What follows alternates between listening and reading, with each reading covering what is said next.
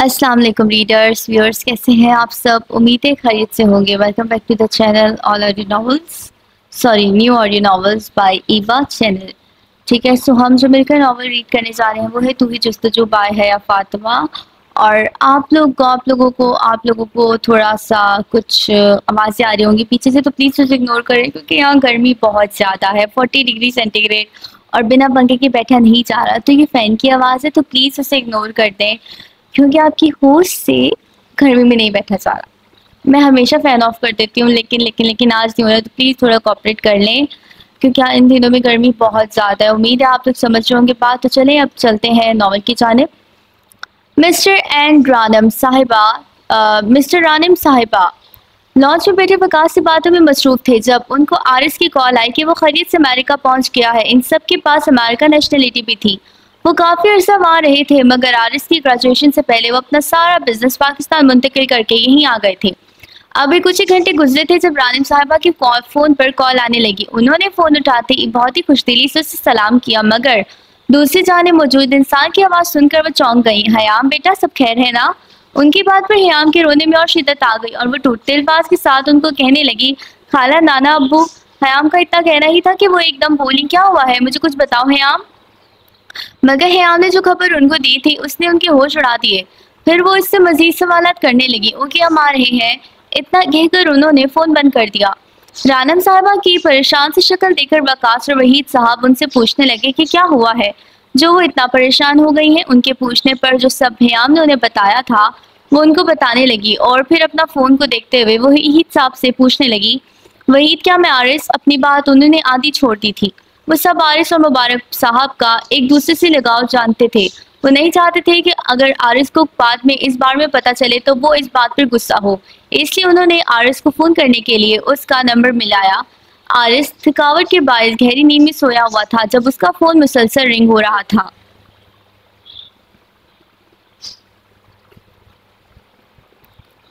उसने मंदी मंदी आंखें खोलकर फोन को देखा। वहां मामा कॉलिंग के अल्फाज थे। उसने बेख्तियार अपने दिल पर हाथ रखता उठ बैठा और दुआ की कि सब ठीक हो, क्योंकि अभी कुछ देर कबल ही तो उसकी इनसे बात हुई थी।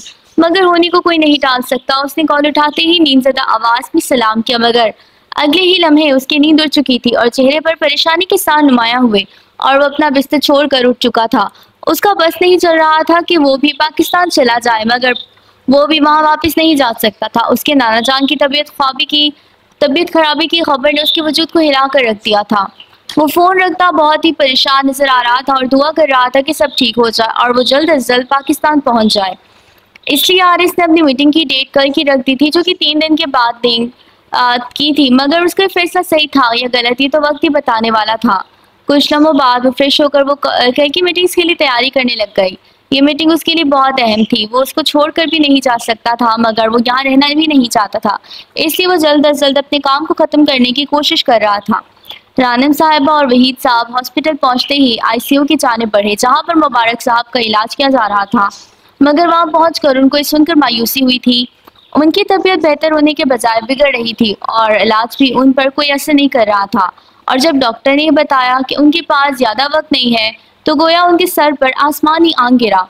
पूरी रात उनकी परेशानी में गुजरी थी। उन्होंने हयाम और हारून को बहुत समझाकर वकास के साथ घर भिजवाया था, जो वहां से हिलने तक को भी तैयार नहीं थे।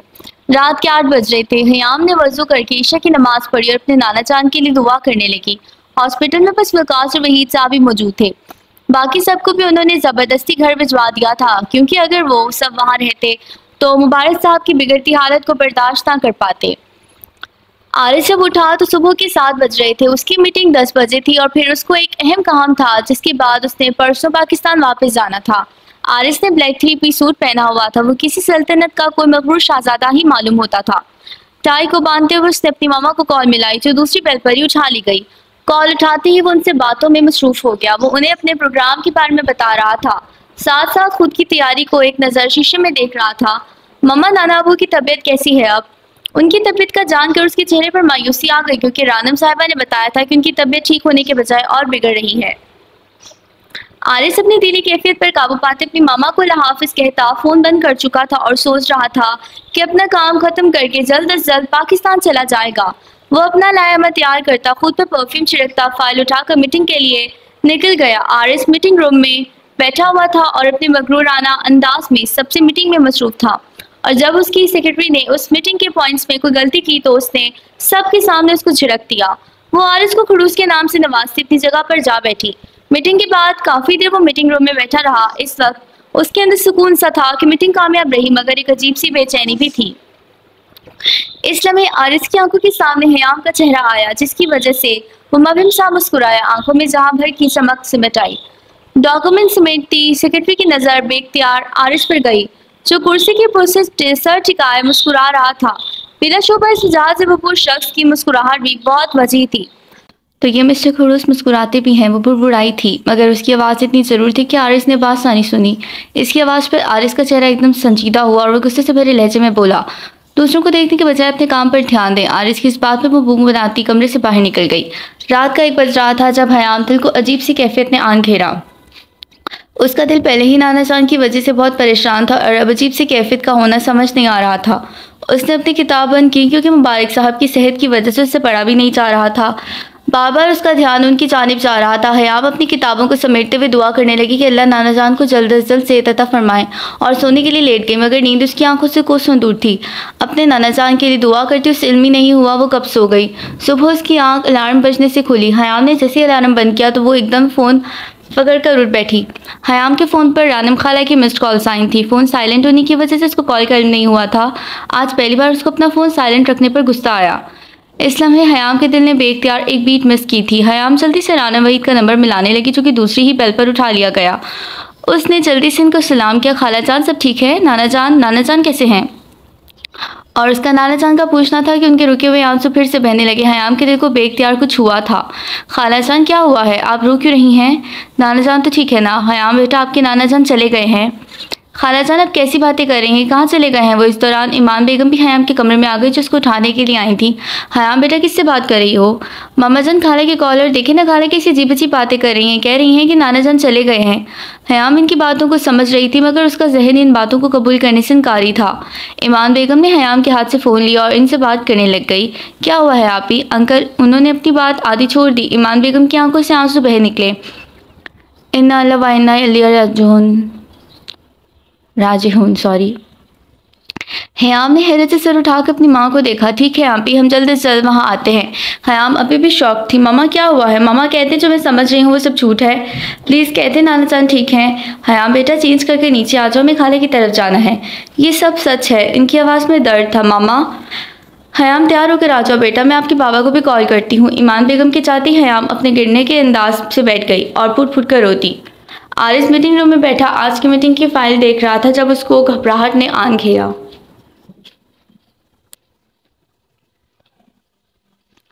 अपना कोट उतार कर कुर्सी के पुष्ट से पर रखते उसने अपनी टाई भी खोल दी थी। या अल्लाह खैर करना, न जाने क्यों मेरा दिल घबरा रहा है। अपनी घबराहट कम करने के लिए उसने 1 गिलास पानी पिया था, मगर उसकी हालत हनूस कायम थी। आरिस का दिल अजीब सी कैफियत में था। उसने अपनी मामा को फ़ोन करने का सोचा ही था कि उसका फ़ोन बजने लगा। उस पर मामा कॉलिंग के अल्फाज थे। आरिस ने तेज़ी से फ़ोन उठाया था। अस्सलाम वालेकुम मामा, कैसी हैं आप? मैं आपको ही फ़ोन करने लगा था। नाना जान कैसे हैं? मगर दूसरी तरफ खामोशी थी। मामा सब ठीक है ना? आप कुछ बोल क्यों नहीं रही? आरिस अब हकीकतन परेशान हुआ था। दूसरी जानिब उसकी माँ रो रही थी। अपनी माँ को इस तरह रोता देखकर आरिस की रूह तड़प उठी। आरिस बेटा जल्द से जल्द पाकिस्तान आ जाओ, आखिरी बार अपने नाना जान का चेहरा देख लो। उनकी आवाज़ में किस कदर दर्द था आरिस 7 समुंदर दूर बैठा भी समझ सकता था। उसने आंखें बंद की थी, शायद वो खुद पर काबू रखना चाहता था।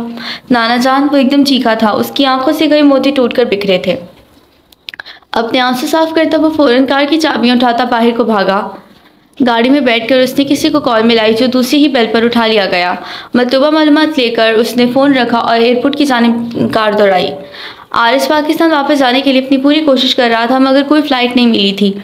उसने अगले दिन की फ़्लाइट बुक करवाने की कोशिश की भी, मगर उस दिन की भी कोई फ़्लाइट ना मिली। आरिस का दिल चाह रहा था कि वो हर चीज़ तबाह कर दे। वो बिल्कुल एक छोटे बच्चे की तरह टूट चुका था, जो बस अपने नाना जान से मिलना चाहता था, उनके गले लगकर रोना चाहता था। मगर किस्मत को मंजूरी नहीं था कि वो आखिरी बार भी अपने नाना जान का चेहरा देख सके और उनकी आखिरी रस्मात अदा कर सके। थक हार कर जब आरिस होटल वापस आया तो उसने राना साहिबा को कॉल मिलाई और मतलब किया कि वो फ्लाइट न मिलने की बिना पर परसों आएगा। मजीद उनसे कुछ देर बात करके आरिस ने फ़ोन बंद कर दिया। फ़ोन बंद करते ही आरिस बच्चों की तरह फूट फूट कर रोया था। बेशक एक मर्द उन्हीं रिश्तों के लिए रोता है जिनसे इसको बहुत मोहब्बत होती है। न जाने किस वक्त रोते रोते नींद ने इसको अपनी आगोश में ले लिया। सुबह 5 बजे के करीब वो भारी होते सर के साथ उठा। मुंह पर पानी के छींटे मारकर उसने टॉवल से साफ किया अपना मुंह। ठीक है, अपना अक्स आईने में देखते हुए कोई हैरानी नहीं हुई थी। वो जानता था कि उसका चेहरा और आंखें रात भर रोने की वजह से सूजन का शिकार हैं। कमरे में वापस आकर उसने गाड़ी की चाबी उठाई और बाहर निकल गया। आरिस न्यूयॉर्क की सड़कों पर बिला मकसद गाड़ी दौड़ा रहा था। उसको समझ नहीं आ रहा था कि आरिस को अपना दिमाग सुन्न होता महसूस हो रहा है। सुन्न होते सेन के साथ आरिस ने गाड़ी की ब्रेक लगाई क्योंकि गाड़ी के सामने छोटा सा बच्चा आ गया था। बच्चे को देखकर वो तेजी से बाहर निकला। बेटा आप ठीक हो? आपके मम्मी पापा कहाँ हैं? और अकेले क्यों सड़क को क्रॉस कर रहे हो? आरिस बच्चे को अपनी गोद में उठा चुका था। अंकल मेरे मम्मा पापा नहीं हैं। फिर आप किसके साथ रहती हो? इस बच्चे ने दूर नजर आते एक और फिर झूम के जाने पर इशारा किया। बेटा आप बाहर क्यों आए थे? आरिस के सवाल पर वो खामोशी रहा। अच्छा आपका नाम क्या है? एल्बर्ट, बच्चे ने यकलफ्सी जवाब दिया। अच्छा प्यारे बच्चे हो ना, आप बताओ बाहर क्यों आए हो? आरिस उसको गाड़ी के बोनेट पर बैठा चुका। आरिस के पूछते इस बच्चे ने मुड़ा तोड़ा $1 का नोट निकाला और आरिस के सामने किया। उससे क्या लेना है आपने? आरिस ने दोस्ताना लहजे में पूछा। मामा पापा। एल्बर्ट की बात सुनकर आरिस के चेहरे से मुस्कुराहट गायब हुई और उसकी आंखें नम हो गईं। अल्लाह आप क्यों हमारे प्यारों को हमसे दूर ले जाते हैं? आरिस ने इस बच्चे को उठाकर गाड़ी में बिठाया और ऑर्फेज के बाहर गाड़ी रोकी। बच्चे को बाहर निकालकर उसने गोद में उठाया और अंदर जाने लगा। इस दौरान उसके जहन में एक ख्याल आया था, अगर आरिस अपने नाना जान की आखिरी रस्मात में तो शामिल नहीं हो सकता मगर उनके लिए यहाँ रहकर भी तो कुछ ना कुछ कर सकता है। अंदर जाते ही उसने वहाँ मौजूद स्टाफ के हवाले वो बच्चा किया और फिर उनको बच्चों के मुतालिक एहतियात बरतने की तलकीन की कि उसके बाद आरिस इस ऑर्फेज के मैनेजर से मिला और अपने ख्यालात उनके सामने पेश किए। वहाँ के मैनेजर ने उसको एक NGO के मुतालिक बताया। उनका शुक्रिया अदा करते वो उठकर अपनी गाड़ी की जानिब आया और अपनी गाड़ी भगाता इस NGO की तरफ रवाना हो गया। वही पैलेस में एक इराम सा मचा हुआ था। सब लोग मुबारक साहब की वफात के बाद उनके लिए फातह ख्वानी कर रहे थे ताकि उनकी रूह को सुकून मिल सके। जब हयाम की फैमिली वहां पहुंची तो उनको मालूम हुआ कि मुबारक साहब की वफ़ात रात को ही हो गई थी मगर उनको इसके बारे में इतला नहीं दी गई क्योंकि रात बहुत ज़्यादा हो चुकी थी। सबको सुबह सवेरे उनकी वफ़ात की इतला दी गई थी और अब दोपहर के वक्त उनका जनाजा था। सबसे मिलकर हयाम नाना जान की मैयत के पास आकर बैठी और उनके साथ गुजारे गए लम्हात को याद करने लगी। किस तरह ये वक्त गुजर गया उसको मालूम ही ना हुआ और वो इतनी बड़ी हो गई। अभी कल की तो बात ही थी, वो अपनी नाना जान से चॉकलेट के लिए लड़ रही थी और वो दोनों अपनी नानों से चोरी आइसक्रीम खाया करते और आज उसके नाना जान उसको अकेला छोड़कर अल्लाह के पास चले गए थे। हयाम की आंखों से आंसू बहकर उसके गालों को भिगो रहे थे। वो कहीं छुपकर फूट फूट कर रोना चाहती थी। हयाम चाहती थी कि वो इतनी दुआ करे कि उसके नाना जान वापस आ जाए मगर कुदरत पर कब किसको कोई इख्तियार हुआ है। जाने वाले कब वापस आते हैं, वो तो चले जाते हैं हमेशा के लिए बहुत दूर, सबसे दूर। हयाम उसी तरह उनकी मैयत के पास बैठी रही थी। उसको वक्त गुजारने का एहसास भी नहीं हुआ। जनाजे का वक्त हो चुका था। वहीद पैलेस में एकदम शोर उठा। हर तरफ रोने की आवाज़ बुलंद हुई थी मगर मुबारक साहब को लेकर जाया जा चुका था। मुबारक साहब के जनाजे के बाद सब लोग बैठे उनके लिए कुलख्वानी कर रहे थे। हयाम वहाँ से उठी और पानी पीने के लिए किचन की जानिब गई। देखो ज़रा, छोटा नवासा आया ही नहीं नाना के जनाजे में। ऐसा भी क्या काम आन पड़ा था कि अपने मरे हुए नाना का मुंह देखना भी गवारा न किया। नाना की मैयत से भी ज़्यादा कोई ज़रूरी काम हो सकता है, दूसरी औरत बोली थी। उनकी बात सुनकर हयाम को बहुत गुस्सा आया था। आंटी आप दूसरों के मामलात में दखल देने के बजाय अपने मामलात में दिलचस्पी लें, ज़्यादा बेहतर होगा। ये कहकर हयाम वहाँ से चली गई थी। आखिर वो शख्स के खिलाफ कब कुछ सुन सकती थी। कम से कम लोग आज के दिन तो किसी की जात पर बातें करने से बाज आ जाए मगर ऐसा कब होता है? लोगों के मुंह कब बंद किए जा सकते हैं? हयाम जानती थी कि वो किसी मीटिंग की वजह से बाहर गया हुआ है और फ्लाइट न मिलने की वजह से उसका आना मुमकिन नहीं। शुमाइला ही कौन थी जिसको इतनी बातें आ रही थी? हयाम के जाने के बाद उनमें से एक औरत बोली, उसी की बीवी है जो आया ही नहीं, यानी इस खानदान की छोटी बहू। इन दोनों ने नफरत से हयाम की पुश्त को देखा। रवैया तो देखो, किसी को खाते में नहीं लाती ये लड़की। बहन बड़े खानदान की बहू है, नखरा तो होगा ना। खैर छोड़ो, हमें क्या, जैसी भी हो। आरिस ने गाड़ी एक एनजीओ के सामने रोकी और अपनी हालत दुरुस्त करता एनजीओ के अंदर भागा था। एक्सक्यूज मी, मुझे मैनेजर से मिलना है। अंदर जाते उसने रिसेप्शन पर बैठी लड़की से पूछा, जी मुझे आपकी मैनेजर से मिलना है, इस कमरे में चले जाएं। इस लड़की ने कमरे की तरफ इशारा किया। आरिस भागता हुआ इस कमरे की जाने भागा। उस कमरे में जाकर आरिस इस एनजीओ के मैनेजर से बात करने लगा। फिर कुछ देर बाद बोला, मैं कुछ फंड्स देना चाहता हूँ ताकि आप इस गरीब बच्चों के लिए एक इदारा खोलें, और ये इदारा मैं अपने नाना जान के नाम से खुलवाना चाहता हूँ, उनकी याद में। आरिस ने $50 लाख का एक चेक काट कर इस एनजीओ के नाम किया और रस्मी गुफ्तगू के बाद वो वहाँ से निकल आया। वहाँ से निकल कर आरिस के दिल में एक सुकून सा था कि उसने अपने नाना जान के लिए कुछ किया है। एनजीओ से फारिग होने के बाद होटल में वापस आया। इस लम्हे आरिस को कुछ वक्त तन्हा गुजारना था। वो अपने बिस्तर पर आकर लेट गया, मगर आरिस और यादें कब उसका किसी का पीछा छोड़ती हैं। वो अपनी ही सोचों का जाल बुन रहा था कि उसके जहन के पर्दों पर एक मंजर उभरा। एक मासूम छोटी सी बच्ची उसके घर की छत पर गिरने के बाद वहाँ बैठी रो रही थी। जब वो और उसके नाना जान छत पर चहलकदमी करने के लिए गए, उसके नाना जान रोती हुई बच्ची के पास घुटने के बल बैठे। Oh cute little, why are you crying? इस बच्ची ने अपना आंसू से भरा चेहरा उठाया और मासूमियत से आंखें साफ करती बोली, नाना अब्बू मैं गिर गई अभी और मेरी सारी चूड़ियाँ भी टूट गई।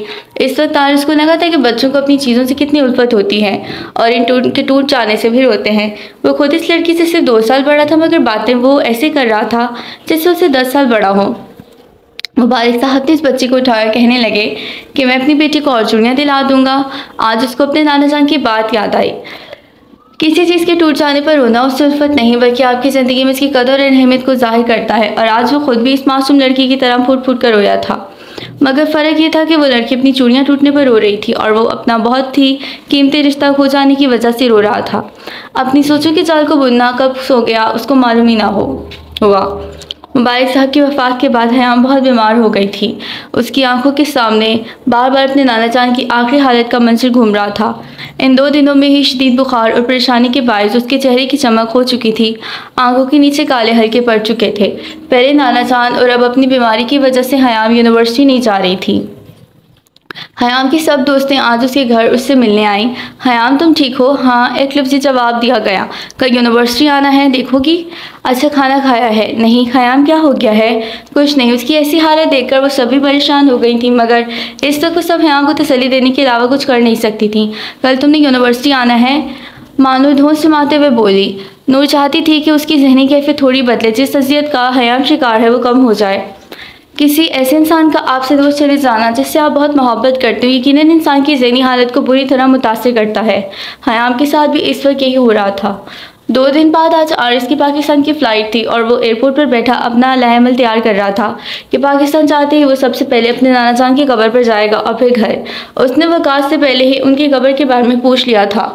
24 घंटे बाद उसने अपनी सरजमीन पर कदम रखना था। पाकिस्तान पहुँचते ही आरिस मुबारक साहब की कब्र पर गया। अपने अंदर उसने जितनी भी हिम्मत जमा की थी वो सब ख़त्म हो गई थी। मुबारक साहब की कब्र की जानिब उठता आरिस का हर कदम उसे तोड़ रहा था। वो कमज़ोर हो रहा था, बिखर रहा था और वहाँ इस वक्त कोई भी नहीं था जो उसके टूटे बिखरे वजूद को समेटता। उनकी कब्र के सामने पहुंचकर आरिस घुटनों के बल इस ताज़ा मिट्टी के ढेर के सामने बैठा और बच्चों की तरह वो फूट फूट कर रोया। काफ़ी देर रोने के बाद जब उसका दिल हल्का हुआ तो उसने अपनी सुर्ख आंखें साफ करते उसने दुआ के लिए हाथ उठाए थे। दुआ करने के बाद वो पसंदीदा सी आवाज़ में बोला, आप जानते हैं नाना जान, आपके दूर होने की खबर सुनकर मैंने खुद को बहुत मुश्किल से संभाला था। जहन ने काम करना छोड़ दिया। फिर मुझे एक बच्चा मिला, एक यतीम बच्चा। आप जानते हैं उसने मुझसे क्या कहा? वो $1 से अपने लिए वालिदैन को ख़रीदना चाहता है। नाना जान, इस बच्चे की इस बात ने मुझे काट कर रख दिया। वो बच्चा अपने माँ बाप को ख़रीदना चाहता था ताकि वो उनका प्यार पा सके। इस लम्हे खुद को बहुत बेबस महसूस किया था मैंने, मगर इस लम्हे एक फ़ैसला भी किया था और आने से पहले उसको अपनी शक्ल भी दे आया हूँ। ये सब कहते हुए आरिस के थमे आंसू फिर से बह निकले थे। वो मजबूत मर्द रो रहा था अपना सबसे कीमती दोस्त जैसा रिश्ता खो जाने पर। वो चाहता था कि बस एक बार उसके नाना जान उसको अपने सीने से लगाएं। वो उनका शफकत भरा लम्स महसूस करना चाहता था, मगर वो लम्स खो गया था कहीं बहुत दूर, इतना दूर कि वो चाह कर भी उसको महसूस नहीं कर सकता था। अब सिर्फ यादें रह गई थीं, ऐसी खूबसूरत यादें जो अब सिर्फ आंखें भिगो देंगी। सिर्फ आरिस की आंखें नहीं, बहुत से वजूद की आंखें। आरिस को पाकिस्तान आए काफ़ी दिन गुजर चुके थे। वो यूनिवर्सिटी नहीं जा रहा था, उसका गम बहुत बड़ा था। वो एक मर्द था, बज़ाहिर अपना दर्द छुपाते हुए मगर अंदर से टूटा हुआ। इन दिनों में हयाम भी आरिस के ज़हन से फरामोश हो चुकी। अभी कुछ दिन मज़ीद इस यूनिवर्सिटी जाने का कोई इरादा ना था, मगर आलियान और ज़ैद इसको कॉल कर कर के बार बार यूनिवर्सिटी आने का बोल रहे थे। उनके इसरार पर आज उसने यूनिवर्सिटी जाने का फ़ैसला किया। अभी आरिस यूनिवर्सिटी में दाखिल हुआ था जब उसको सामने से हयाम आती दिखाई दी। वो आरिस को अभी भी बीमार ही लग रही थी। हयाम को उसने तकरीबन 2.5 हफ्ते बाद देखा था। इस लम्हे वो पहले से ज़्यादा कमज़ोर लग गई। उसके चेहरे की रंगत फीकी पड़ चुकी थी, हर वक्त रहने वाली मुस्कुराहट भी गायब थी। आरिस समझ नहीं पाया था ये उसकी बीमारी थी या कुछ और। हयाम के सामने वो अपनी हालत फरामोश कर गया। आरिस खुद भी बहुत अरसे का बीमार मालूम हो रहा था। उसके चेहरे की रौनक और उसका मगरूराना अंदाज कहीं दूर जा पड़ा था। बस एक चीज़ जिसने उसकी हालत कर दी थी वो था गम, सबसे प्यारे इंसान की मौत का गम। आरिस और हयाम दोनों की दिल की कैफियत एक ही थी। दोनों एक शख्स की जुदाई का गहरा सदमा लिए बजाय खुश दिखने की नाकाम कोशिश कर रहे थे। मगर ये चेहरे तो सब बयान कर देते हैं। उनका दर्द भी उनके चेहरों पर नुमाया था, मगर इनको समझने की सलाहियत भी किसी किसी के पास होती है। वो दोनों एक दूसरे को देखकर इस दर्द को पहचान सकते थे, चाहे वो एक दूसरे से और अपने रिश्ते से अनजान थे, मगर दोनों एक ही इंसान की जुदाई का गम सह रहे थे। उनकी ये इंसानियत उनकी ज़िंदगी में और कितनी देर तक रहेगी अभी अल्लाह के सिवा और कोई नहीं जानता था। अभी कितने इम्तिहान और कितनी मंजिलें तय करना बाकी थीं। आरिस हयाम को देखता सर झुकाकर उसके पास से गुजरकर अपने ग्लास की जाने बढ़ गया। क्लास में जाते ही सबसे पहले आरिस आलियात और जैन से मिला। आरिस नाना अबू का बहुत अफसोस हुआ। उन्होंने ख़ुद को अल्फाज कहने से बाज रखा था कि काश वो इस पाकिस्तान में होता, मगर तकरीर के खेल को कोई नहीं बदल सकता, इसलिए वो खामोश रहे। अल्लाह ताला नाना अबू को जन्नत फिरदौस में आला मकाम अता फरमाए और उनको अपने फ़ैसलों की साए में रखें, आमीन। तीनों की ज़ुबान से एक साथ निकला। इसी लम्हे अहल उनकी क्लास में आलियान और जैन से मिलने आया। What a pleasant surprise Aris, America से आते ही बीमार हो गए। अहल ने खुश दिली से आरिस को गले लगाया। आरिस ने एक नज़र जैन और आलियान को देखा, जिन्होंने निफ़ी में सर हिलाया। उसका साफ मतलब था कि अहल को आरिस के नाना की वफ़ात का इल्म नहीं था। एक्चुअली अहल, आरिस उससे दूर होते बोला, मेरे नाना जान की वफ़ात की वजह से मैं यूनिवर्सिटी नहीं आ रहा था। ओह आई एम रियली सॉरी, मुझे नहीं मालूम था। इट्स ओके अहल, आरिस ने जबरन मुस्कुरा कर जवाब दिया। ज़िंदगी और मौत तो अल्लाह के हाथ में होती है, उस पर हमारा क्या ही इख्तियार। आरिस अभी भी संजीदा था। किसी के चले जाने से वक्त नहीं थमता या दुनिया के काम नहीं रुकते। इंसान को उनके साथ समझौता करना पड़ता है और अपनी ज़िंदगी को जीना पड़ता है। अहल की इन सब बातों का आरिस ने एक लफ्ज़ी जवाब दिया। अहल, तुम्हारी छोटी बहन की तबीयत अभी तक ठीक नहीं हुई क्या? वो ये कहना चाहता था कि क्या हयाम अभी तक ठीक नहीं हुई, मगर उसकी ज़ुबान उसके दिल के अल्फाज का साथ नहीं दे रही थी। पिछले कुछ दिनों से हर चीज़ गैर मुतवक्की हो रही थी। खैर ये ज़िंदगी थी, सब नॉर्मल होने में वक्त लगना था। नहीं यार, वो ठीक हो गई थी, मगर पिछले कुछ दिनों से फिर से बीमार रहने लगी। किस वजह से? आरिस खुद को बोलने से रोक नहीं सका। सदमा। अहल अफसोस से बोला, किस बात का? दरअसल आरिस कुछ दिन पहले उसके नाना जान की वफ़ात हुई थी और उनकी तबीयत उसके सामने ख़राब हुई और वो उनसे बहुत मोहब्बत करती थी। एक जैसा दुख मगर दो अलग वजूद। आरिस ने सोचा, तुम्हें उसके बारे में परेशान होने की ज़रूरत नहीं, वो काफ़ी बेहतर है। वो हर चीज़ का मुकाबला करने वाली लड़की है। तुम दोनों का दुख एक ही है। अहल, हमारा दुख एक सा नहीं है। इसके जवाब में अहल खामोश ही रहा। अहल ने उसको हयाम के बारे में एक और बात बताने का इरादा किया था, मगर वो हालात के पेश नज़र खामोश हो गया था। इन सब बातों को छोड़ो, तुम मुझे बताओ कि भाभी की सालगिरह का क्या बना? कुछ नहीं यार, 2 माह बाकी हैं अभी, मगर कुछ भी अच्छा जहन में नहीं आ रहा और क्या प्लान करूं। बल्कि अब तुम भी मौजूद हो, हमें इस बारे में अपने राय भी दो। इन दोनों से तो पूछ चुका हूं, इंतहाई बेकार आइडियाज़ हैं उनके पास। पता नहीं बिजनेस कैसे करेगा ये दोनों। आरिस हल्का सा मुस्कुराया। अहल अपने मकसद में कामयाब हुआ था और उसने आरिस का ध्यान भटका दिया। बाज़ औक़ात वक्त इतनी जल्दी गुजर जाता है कि किसी को मालूम ही नहीं होता और बाज़ दफ़ा गुजरता ही नहीं। यूनिवर्सिटी में उनका वक्त बहुत तेज़ी से गुजर गया था। आरिस को एहसास भी ना हुआ, मगर असल इम्तिहान उसकी ज़िंदगी थी। उसकी ज़िंदगी में मौजूद तन्हाई थी जहाँ वक्त गुजारना दोबर था।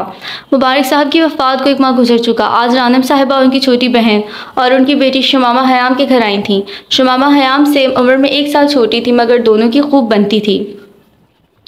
सब लाउंज में बैठे बातों में मसरूफ थे। उनको आए तकरीबन 1 घंटा होने वाला था, मगर इसको हयाम अभी तक नजर नहीं आई। वो बड़ों की बातों से बोर होती शुमामा से बोली, खाला जान जी बेटा, हयाम अपने कमरे में है क्या? नहीं शुमामा बेटा, वो यूनिवर्सिटी गई है। कब तक आएंगी हयाम? बेटा आज उसकी प्रेजेंटेशन है, सुबह कह रही थी कि जल्दी आने की कोशिश करेगी। जी खाला। एक बार फिर वो तीनों अपनी बातों में मसरूफ हो गईं। थोड़ी ही देर में इनसे आपकी बातों से बोर होने लगी तो बोली, खाला जान मैं हयाम के कमरे में चली जाऊं? हाँ बेटा चली जाओ। ईमान बेगम मुस्कुराकर उसको इजाज़त दी, मगर थोड़ी देर आराम करना चाहती हो तो कर लेना। उस पर वो इस बात में सर हिलाती हयाम के कमरे की जाने पड़ गई। उसने जैसे ही हयाम के कमरे का दरवाज़ा खोला तो इसका नफासत से सजा कमरा उसकी निगाहों के सामने था। दरवाजे के बिल्कुल सामने उसका बेड था और बेड के बाएं जानिब एक खिड़की थी और खिड़की से थोड़ा सा आगे दोनों दीवार के कोनों के साथ उसका स्टडी टेबल और बुक रैक्स था और थोड़ा सा आगे एक दरवाज़ा था जो बालकनी में खुलता था, जबकि बेड के दाईं जानिब उसका ड्रेसिंग मौजूद था और ड्रेसिंग टेबल के साथ ही अंदर की जानिब एक कमरा बना हुआ था जहां उसकी वार्डरोब्स और वॉशरूम था और बेड के सामने वाली दीवार के साथ सोफे लगे हुए थे और उनके आगे एक टेबल मौजूद था। शमामा चलती हुई उसकी स्टडी टेबल तक आई और उसकी किताबें उठाकर देखने लगी। हयाम की किताबें देखती ही भूली बसी याद उसके जहन के पर्दे पर नुमाया हुई। हयाम अपने कमरे में बैठी अपनी असाइनमेंट बना रही थी। इन दिनों शुमामा उनके घर रहने आई हुई थी। हयाम तो मैथ्स कैसे पढ़ लेती हो? बेड पर बैठी शुमामा मुंह फुलाकर बोली थी, जैसे तुम बायोलॉजी पढ़ लेती हो। चलो माना डॉक्टरी का तो फिर भी हमारी रोज़मर्रा ज़िंदगी से गहरा ताल्लुक है, मगर मैथ्स इसको पढ़कर क्या करोगी? शुमामा की बात पर हयाम अपना लैपटॉप बंद करती उसकी जानिब मुतवज्जा हुई थी। मोहतरमा बहुत गहरा ताल्लुक है, जितने भी सब्जेक्ट्स हैं ना ये सब उसी मैथ से निकले हैं। Math is the mother of all subjects, so don't under estimate a math student. अगर मैथ्स ना होता ना तो इंसान अपनी रोज़मर्रा की ज़िंदगी में किसी भी किस्म की गिनती ना कर सकते। अगर मैथ्स ना होता तो तुम्हारी इस डॉक्टरी का भी कोई फ़ायदा नहीं होता। तुम सब जो टेस्ट रिपोर्ट्स में इदाद शुमार देखते हो ना किसी भी बीमारी के, वो सब मैथ्स की ही मरहून मिन्नत हैं। शुमामा चाहती थी वह हयाम के मैथ्स नामा से नहीं जीत सकती। हयाम की किताब बंद करते उसने बहुत सी यादों को अपने जहन में बंद कर दिया था। हयाम, अफशी, ज़ीरी और नूर लेक्चर से फारिग होकर क्लास से बाहर निकले। उनका आज का दिन काफ़ी मसरूफ़ था। यार मुझे भूख लग रही है, पहले कैफ़े जाकर कुछ खा लेते हैं, फिर तुम दोनों चले जाना। हयाम नूर और ज़ीरी के दरमियान में चलते हुए बोली, तुम और अफशान जाकर खा लो, हम घर जा रहे हैं, पहले ही देर हो रही है। ज़ीरी, ये क्या बात हुई? आधे घंटे की बात है, फिर चली जाना तुम दोनों। हयाम, अब हम लेट हो जाएंगे। ठीक है जाओ तुम दोनों, अब शक्ल ना दिखाना मुझे अपनी, नाराज़ हूँ मैं। यार हयाम ऐसे ना करो, हमें जाना है।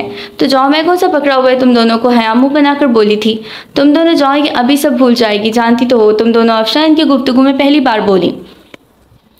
बहुत हल्का ले रखा है तुम लोगों ने मुझे, देखना एक दिन तुम लोग मेरी आवाज़ तक सुनने को तरस दूंगी, छोड़े लो। हयाम की बात पर नूर खिलखिला दी थी। ऐसा वक्त कभी नहीं आएगा। नूर की बात पर हयाम अपना बैग उठाकर कैफ़े की जानी पड़ गई।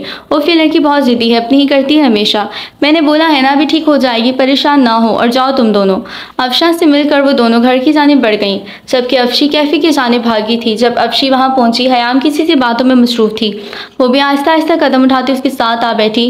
अस्सलाम वालेकुम अहल भाई। वालेकुम अस्सलाम। अफशी ने बैठते ही सलाम किया। अहल से बातें करते हयाम कुछ देर पहले वाली नाराज़गी वाली बात भूल चुकी थी। इसी लम्हे अहल का फ़ोन बजा और वो फ़ोन सुनने के लिए एक तरफ चला गया। चली गई वो दोनों। अहल के जाते ही हयाम ने अफशान से पूछा था, हाँ चली गई हैं, और तुम कब सुधरोगी? कभी भी नहीं, हयाम ने मुस्कुराते हुए जवाब दिया। इतनी देर में अहल भी वापस आ गया। और बताओ तुम दोनों की स्टडीज़ कैसी जा रही हैं? अपनी कुर्सी खींच के बैठते अहल बोला था, अल्हम्दुलिल्लाह भाई अच्छी जा रही हैं, गुड। अच्छा जिमल तुम लोगों के साथ थी आज? उसने कोई भी लेक्चर नहीं लिया? नहीं भाई। इससे पहले कि हयाम जवाब देती अफशी बोली, क्योंकि वो आपसे नाराज़ हैं। अब मैंने क्या कर दिया जो वो मुझसे नाराज़ है? अहल ने हैरानी से पूछा। कुछ भी नहीं भाई, आज वो यूनिवर्सिटी ही नहीं आई। क्यों, क्या हुआ उसको? भाई वैसे हमसे ज़्यादा इस बारे में आपको मालूम होना चाहिए था, अफशान शरारत से बोली, जबकि हयाम ने इसके पाँव पर अपना पाँव मारा। ये इस बात का इशारा था फजूल बातें मत करो। अहल अफशी की बात पर कहकर लगा कर हंसा। वैसे मेरे से ज़्यादा वो तुम लोगों की सुनती है, तो तुम लोगों को ही इल्म होना चाहिए था। अच्छा क्या हुआ है इसको? अब की बार लहजे में फिक्रमंदी थी। कुछ नहीं, वो बीमार थी इसलिए नहीं आई। क्या हुआ, कैसे बीमार हो गई? कितनी बार उसको कहा है कि अपना ख्याल कर रखा करे, मगर वो सुनती कब है। और उसने मुझे बताया भी नहीं कि उसकी तबीयत नहीं ठीक। भाई जब इंसान बीमार होता है तो वो किसी को बताता थोड़ी है कि मैं बीमार हूँ, आकर मेरी अयादत करो। हयाम। अहल ने हयाम को घूरा, जिस पर हयाम मुस्कुरा दी। बहुत तेज हो गई तुम। अहल की इस बात पर हयाम और अफशी दोनों ही खिलखिला दी। अहल भाई, हमने आपसे एक बात करनी थी। हयाम थोड़ा आगे होकर बैठी थी, बोली। हाँ छोटी, बोले, क्या बात है? भाई, वो जमल की सालगिरह आ रही है तो हमने सोचा कि हम उनके लिए कोई अच्छी सी अरेंजमेंट्स और सेलिब्रेशंस करें। क्या आप भी हमारे साथ शामिल होंगे या आपने इनके बारे में कुछ सोचा है? मैं भी इस बारे में सोच रहा था कि तुम दोनों से बात करूं, मगर अच्छा हुआ तुमने बात कर ली, वरना मैं एक दो दिन तक तुम दोनों से बात करने वाला था। भाई आप बता दें क्या करना है? भाई, मैंने सोचा था कि जो साइकोलॉजी डिपार्टमेंट वाली तरफ राधारी बनी हुई है ना, वहाँ पर हम उनके लिए खूबसूरत सी अरेंजमेंट्स करेंगे। अफशान के कहने के बाद हयाम बोली, मेरे ख्याल में ऐसा करते हैं कि अरेंजमेंट्स यूनिवर्सिटी में कर लेते हैं और फिर खाना खाने के लिए बाहर किसी रेस्टोरेंट में चले जाएंगे। हाँ ऐसा कर लेते हैं, अच्छा ख्याल है। कहाँ जाने की तैयारी हो रही है? अहल भाभी की गैर मौजूदगी में हयाम को देखते आरिस ने अहल से सवाल किया, जबकि उसके चेहरे पर एक खूबसूरत मुस्कुराहट थी। वो मेरे दिल की खूबसूरत तरीन धड़कन है, उसको देखकर मेरी रूह मुस्कुराती है। आरिस के बोलते हयाम ने पहले अफशी को देखा और फिर नजरें फेर गई। कितना अरसा नज़रअंदाज करेंगे मुझे मिस हयाम? आरिस ने हयाम को देखकर सोचा, आओ बैठो, तुम लोगों से एक बात भी करनी थी मैंने, और सोचा कि खाना भी साथ खा लेते हैं। बहुत अच्छा किया अहल, वरना मैं इन दोनों को कब से कह रहा था कि कुछ खाने को चलते हैं, मगर ये दोनों मुझ मासूम की नहीं सुनती। जैन बेचारों वाली शक्ल बनाते हुए अहल के साथ वाली कुर्सी पर बैठ गया था। पूरा ड्रामा किंग हो तुम, जहन आरिस कहते हुए हयाम और अहल के दरमियान मौजूद खाली कुर्सी पर बैठ गया, जबकि आरिस की इस हरकत पर हयाम फौरन खिसक कर अफशी के साथ हुई थी। अहल, तुमने हम सबसे क्या बात करनी थी? जैन के साथ बैठते आलिया ने पूछा। उसका इशारा हयाम और अफशी की साथ मौजूदगी की जानिब था और फिर गहरी नज़र से अफशान को देखा। अफशान को देखते हुए आलियान की आंखें चमक रही थी और ये बात जैन ने बखूबी नोट की थी। लगता है शादी का लड्डू खिलाने लगे हो तुम हमें, मगर यार भाभी कहाँ हैं? वो नजर क्यों नहीं आ रही? जैन गर्दन घुमाकर इधर उधर देखते हुए बोला। साथ ही आलिया को कोनी मारी जो अभी भी चोर नजरों से अफशान को देख रहा था। जैन, बकवास ना किया करो और ज़रा शर्म करो। अहल, मेरी दिली ख्वाहिश है कि शख्स शर्मियालॉजी में पीएचडी कर ले। आलिया जैन को घूरते हुए बोला। और मेरी शदीद ख्वाहिश है कि तुम आर्कियोलॉजी में पीएचडी कर लो, और मुझे लगता है कि तुम तीनों ने इस वक्त ही बैठे बैठे मुझसे पीएसएन जियोलॉजी करवा लेनी है। एक तो पता नहीं क्यों तुम सब हाथ धोकर मुझ मासूम के पीछे पड़ जाते हो। जैन मुंह बनाकर बोला। दुनिया की सारी मासूमियत जनाब जैनुल आबिदीन साहब पर आकर ही ख़त्म हो जाती है। आलियन तब कर बोला। वैसे तो तुम लोगों की इज्जत नहीं है, और अगर किसी की नज़र में बची कुची है भी तो इसकी लाज रख लिया करो। किसी की नज़र में होगी तो रखेंगे ना। और इसके बाद के जवाब में अहल बोला। हयाम इस वक्त ऐसे ज़ाहिर कर रही थी जैसे वहाँ मौजूद होते हुए भी मौजूद नहीं थी, जबकि अफशी इन लोगों की बातें खूब इंजॉय कर रही थी। भाई, आप जो भी फैसला करेंगे हमें बता दीजिएगा, फिर हम लोग सब इंतजाम देख लेंगे, और अगर खाना खाने रेस्टोरेंट जाना है तो इस दिन कैब बुक करवा लेंगे या आप अपनी गाड़ी लेकर आइएगा। मैं तुम दोनों को कल तक बता दूंगा कैसे करना है। चलो अफशी चलें। अहल से बात करके हयाम अफशान से बोली, आप दोनों बैठ जाएं, हमारे साथ खाना खाकर जाइएगा। बहुत शुक्रिया आपका, मगर हम खाना खा चुके हैं। मगर हयाम, अहल कुछ कह रहा था जब हयाम एक बार फिर बोली, भाई हम चलते हैं। इतना कहते हयाम अपना बैग कंधे पर डालकर अफशी के हाथ पकड़कर कैफे से बाहर निकल गई। आरिस ने गर्दन घुमाकर जाती हुई हयाम को देखा। कैफे से बाहर निकलकर हयाम ने अफशी का हाथ छोड़ दिया था और तेज तेज कदम उठाते आगे बढ़ गई। अफशा उसके कदम के साथ कदम मिलाने की कोशिश कर रही थी। कुछ दूर जाकर हयाम रुकी और अफशा की जाने मुड़ी। अफशा, क्या वो तीनों भी जमल की सालगिरह पर होंगे? हाँ शायद हो सकता है, क्योंकि वो अहल भाई के अच्छे दोस्त हैं और जमल भी उनको जानती है। वो लोग मेरे ख्याल से तो होंगे। अच्छा, हयाम ने मुंह बिगाड़ कर कहा। क्या हुआ हयाम, कोई मसला है क्या? नहीं अफशी, मुझे क्या मसला होना है, सब ठीक है। हयाम उसे नजर चुरा गई। हयाम यही बात मेरी तरफ देखकर बोले, मैं फिर मानूंगी। Afsha, I don't feel comfortable with them. Hayam के चेहरे पर नापसंदगी के आसार नुमायां थे। विद दैम और विद हिम? अफशी जानती थी इसका जवाब क्या होगा। With him? Afshi, you know very well about me. Yes Hayam, I know very well, but क्या? अफशी, हयाम कुछ देर की बात है, कुछ भी नहीं होता। इस लम्हे हयाम अपनी भूख भी भूल चुकी थी और इनको कह आई थी कि वो खाना खा चुकी हैं। अहल, अब बताओ क्या बात करनी है? जैन जो खाने का ऑर्डर देने गया था आते ही बोला। वो दोनों खैर से यहाँ थी? ये सवाल आरिस की जानिब से आया था। हाँ तुम्हें पता तो है जमल की सालगिरह आ रही है, बस इसी बारे में वो मुझसे बात कर रही थी। इतनी देर में उनका ऑर्डर भी आ गया था।